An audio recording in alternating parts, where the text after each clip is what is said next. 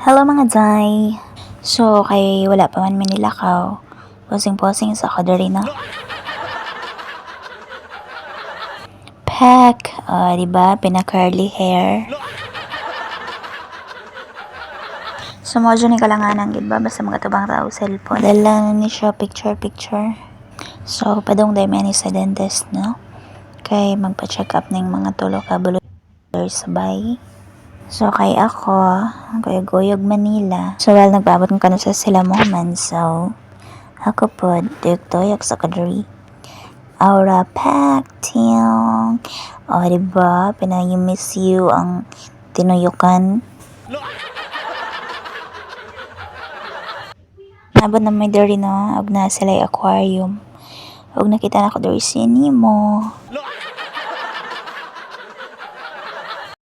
So, dapat nato salida nga finding nimo kabang sila pangita og asa dapit.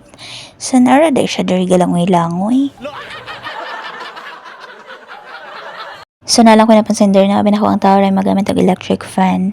Hasta man sa dayang mga isda. So, mani siya dari no, kaning round black thing. Ug naasad siya ay mga diba, mga buling-buling. Okay naman siya sulod sa tubig ug dili man siya stainless. So gikalawang na siya. So binako ang tubig bugnaw para sa mga isda. Init siguro ni siya basig pang igangon po ni sila diri sa sulod. So nagwonder lang jud ko, ni kutaw ang ako ang utok. So sa sulod no, dili lang isda nasa siya ay mga coral reefs.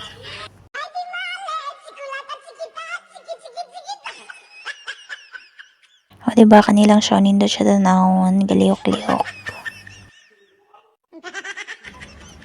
So sa sa aquarium na nasil sila yung mga arcades diri. Kani siya nindo din apat siya isa dito nga white ang color. And kay mga bata man ang ni Ari.